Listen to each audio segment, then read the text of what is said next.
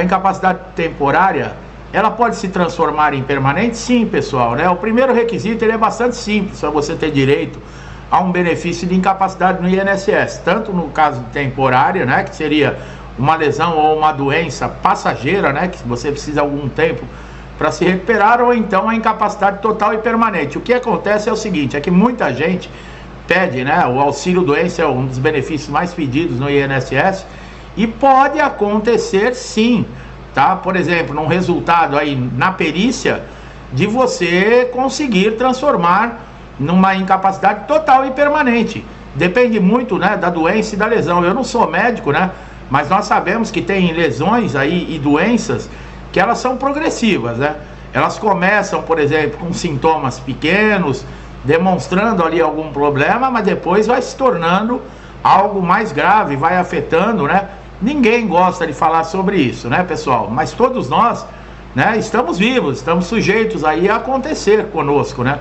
Um acidente, uma doença, pode ser de qualquer natureza ou pode ser relacionado ao trabalho. Existe diferença, tá?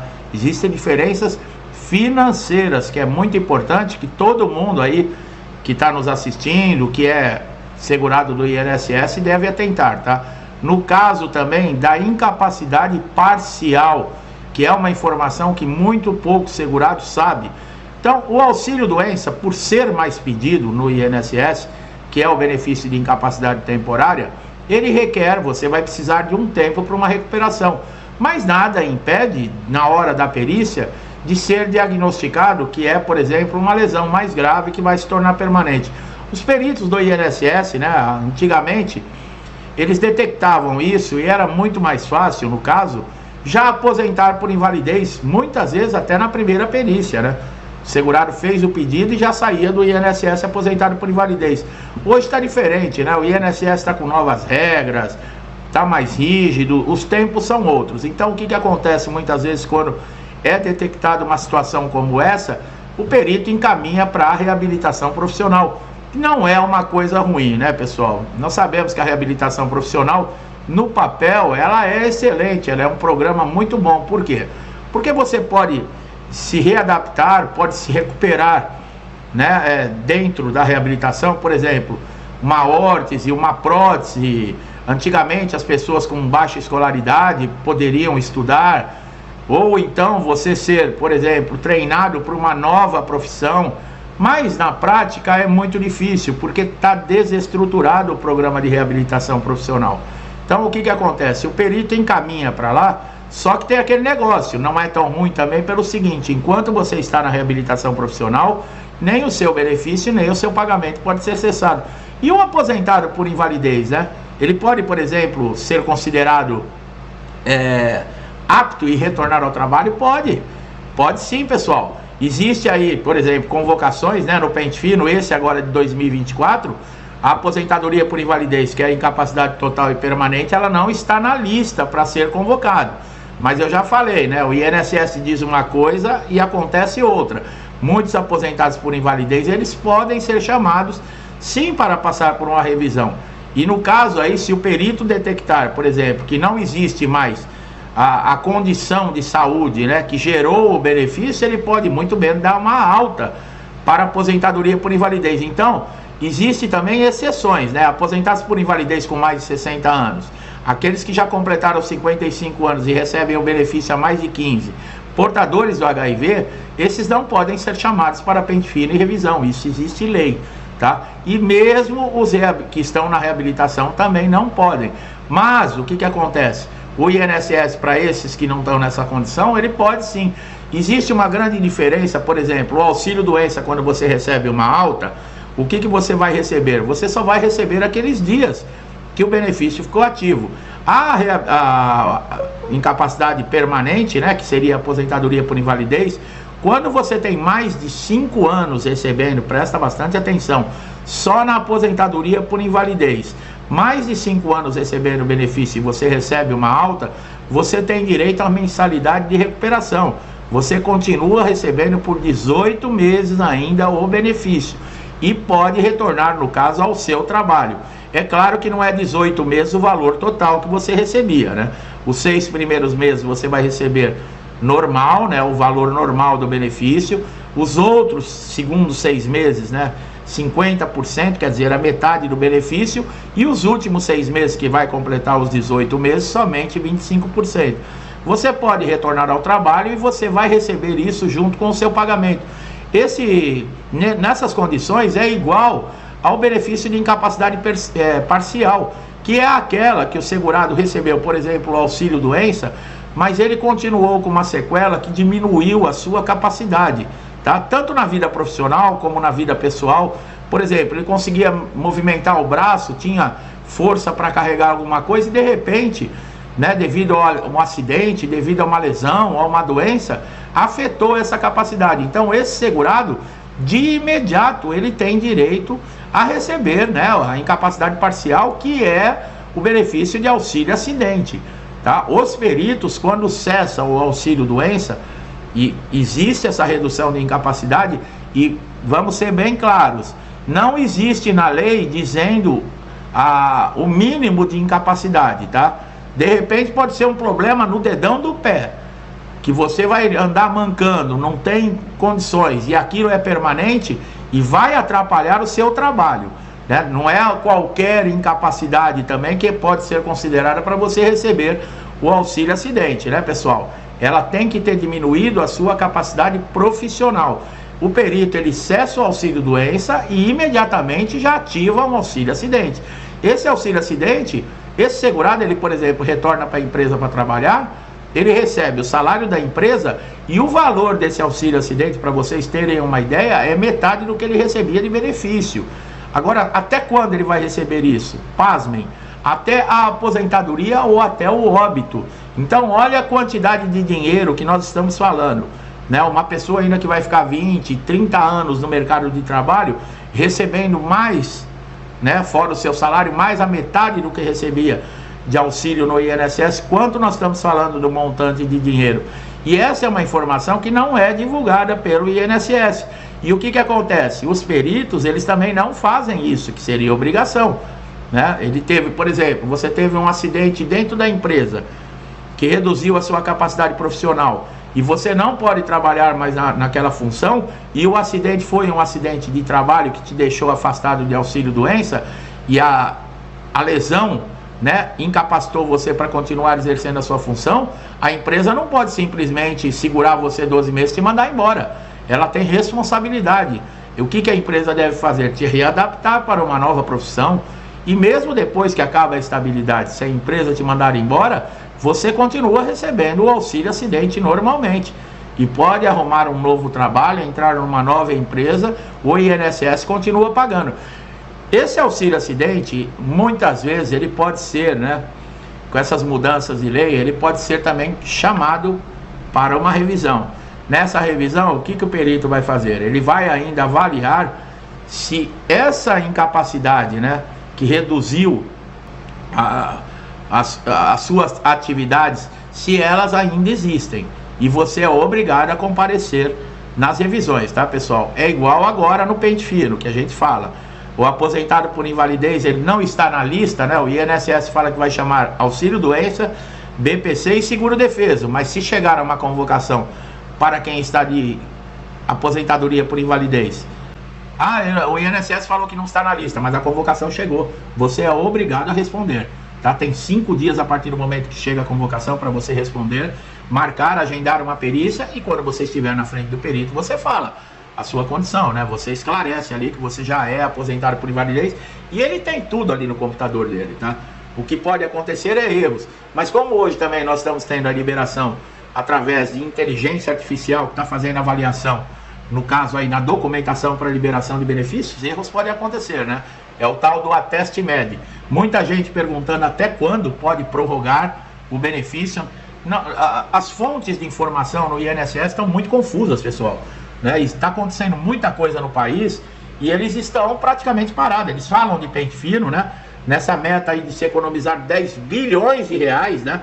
Imagina a quantidade de benefícios que vão ser cessados aí injustamente. Nós sabemos, é claro, que tem benefícios que já não tem mais necessidade de, por exemplo, do segurado receber, ou mesmo, né, existem fraudes, né? É difícil a gente falar sobre isso, mas existe. Existem benefícios aí que foram concedidos através de fraude, irregularmente, mas isso é uma quantidade mínima perto dos benefícios que são pagos pelo INSS. A maioria das pessoas são honestas, são pessoas dignas, trabalhadoras, que contribuíram aí um grande período da sua vida para poder, né, receber por exemplo, um suporte financeiro, que não é de graça, né? O INSS não fabrica dinheiro, e ninguém te perguntou se você queria ou não contribuir para o INSS. Se você começou a trabalhar, você já tem que contribuir, já vem descontado na tua folha de pagamento. Então, já que existe e você é obrigado a pagar, você também tem que ter os seus direitos respeitados pela instituição. E o que acontece? Muitas vezes esses direitos não são respeitados, né? O auxílio acidente mesmo, o perito ele não tem que pensar. Ficou uma sequela, existe uma incapacidade que diminuiu, né, a capacidade desse segurado no trabalho, que vai dificultar a vida dele. Não tem o que pensar, é cessar o auxílio doença e começar a pagar o auxílio acidente e esse segurado tocar a vida normal, tá? Isso se chama respeito para aquele que paga, né, imposto, né, inclusive o salário dos funcionários desse perito do INSS. É uma situação muito difícil, né? Nós sabemos também que requisitos para você receber um benefício do INSS, que é a qualidade de segurado, que é quando acontece o acidente ou a doença, você tem que estar contribuindo com o INSS ou então estar no período de graça, que é quando a empresa te manda embora e você, por exemplo, tem de 12 meses, pode chegar até 36 meses, se você ficar desempregado e algo lhe acontecer que você não possa, por exemplo, trabalhar, o INSS ainda garante que você receba um benefício. E também existem doenças, né, pessoal? Doenças que já são muito conhecidas devido à sua gravidade, né? Como a esclerose múltipla, a cegueira, a contaminação por radiação, a hepatopatia grave. E são uma lista de 27 doenças. Inclusive nós temos vídeo aqui no canal que nós falamos especificamente dessas doenças. Elas não exigem carência. Você pode ter começado a trabalhar na empresa no primeiro dia, você já tem direito a receber, tá? A entrar no INSS e começar a receber um benefício. Essas doenças, muita gente pergunta, né, para mim, eu tenho a doença, por que o INSS não me aposenta? Nós já explicamos, né? Não sou eu que falo, o INSS é assim, ele não avalia se você tem a doença, ele avalia a incapacidade que essas doenças causam. Então fica muito difícil, a pessoa muitas vezes chega no INSS com a documentação atestando que tem a doença e já acredita que o perito, por esse motivo, ele vai liberar o benefício. E não é assim. Aí você chega pro perito, dá lá a papelada, ele sabe que você tem a doença, mas ele olha para você, ou então ele manda você fazer algum movimento, alguma coisa, e ele constata que aquilo não está, que a doença ainda não está lhe incapacitando. O perito, numa condição dessa, ele não concede o benefício. É aí que também entra muito conflito, né? Porque a gente entende o segurado. É o que eu falei, o segurado não está ali numa casa de caridade, ele pagou para ter direito. Então ele sabe que está doente, ele tem que ter direito ao benefício, eu concordo. Mas o que o perito faz? O perito no INSS, ele não avalia se você tem a doença, ele avalia a incapacidade que a doença lhe causa. Se ela não está lhe causando nenhuma incapacidade ainda, você não tem direito ao benefício. Então há o cessamento, tá? Então isso também abre margem para acontecer o quê? Muita injustiça. Porque às vezes a pessoa tem a doença, tem a incapacidade, ainda que seja num grau leve, mas o perito não leva em consideração. Ele só leva em consideração e muitas vezes deixa a desejar quando é uma incapacidade grave, que a pessoa está na maca mesmo, deitado, que não tem mais condições, que está morrendo, aí sim ele quer conceder o benefício. Mas mesmo um grau leve, por exemplo, que seria uma sequela de uma doença que está começando, ela deve ser levada em consideração. E aí existe muita injustiça, porque nem sempre você olha a pessoa fisicamente, ela está demonstrando a incapacidade que ela tem. Como é um distúrbio mental, como é que você vai julgar isso? Você olha para a pessoa não tem nenhuma aparência de ter um distúrbio mental, uma depressão, uma ansiedade, uma tentativa de suicídio, mas está ali, constando, né? Então isso abre muita margem para o quê? Para as injustiças que nós vemos. Bom, quando você vai numa perícia, mesmo sabendo que pode acontecer essas injustiças, é necessário documentação, pessoal. Nós sempre falamos, deixe o seu cadastro através do portal Meu INSS, endereço, telefone, e-mail, tudo atualizado, tá? Não somente, por exemplo, na época de pente fino. Isso é importantíssimo, você pelo menos uma vez por semana, eu sempre falo, você fazer um acompanhamento dentro do portal Meu INSS, em 5 minutos você faz isso. olha lá se o seu benefício está ativo, se tem algum pedido de cumprimento de exigência, se tem algum novo pedido, alguma novidade, se o INSS está tentando entrar em contato, se você está com benefício em análise, acompanhe a análise, né? Se você teve, por exemplo, um indeferimento, você consegue saber o motivo desse indeferimento através do portal Meu INSS. É muito importante. Hoje, da sala da sua casa, de qualquer lugar que você estiver, você tem lá o aplicativo, né? Antigamente, você para saber alguma coisa, você perdia o dia inteiro numa agência. Então é como nós falamos, hoje não tem desculpa. E a mesma coisa quando nós falamos de documentação, que nós sempre frisamos aqui, por ser algo muito importante, né? É você ter a documentação sempre atualizada, uma documentação completa, em bom estado. Você não pode aparecer numa perícia com o documento todo amassado, molhado, rasurado, dobrado, né? São documentos que vão fazer com que você tenha mais chances de ser avaliado o seu caso e você ter os seus direitos respeitados. Agora, se você chegar faltando documento e apresenta uma documentação que você tem ali, que não comprova a sua incapacidade, que seria, por exemplo, um laudo médico com CID, com o histórico da sua doença, com a data de início da doença, qual é a incapacidade que ela está te causando para o seu trabalho, o que acontece? O perito, ele tem justificativa para ele cometer a injustiça. Então, eu sempre falo, nós temos sempre que estar um passo à frente. É difícil? É. Por exemplo, no pente fino agora, você fez cirurgia. Você tem um histórico cirúrgico seu? Não tem. Então o que acontece? Você tem que ir no hospital pedir. O hospital não vai te dar esse histórico cirúrgico na mesma hora do pedido. Eles vão me consultar em arquivo, vai demorar uns 30 dias. E o que você faz? Você espera o INSS te convocar para você ir lá no hospital pedir? Claro que quando chegar o dia da perícia, você não vai estar com o histórico cirúrgico em mãos.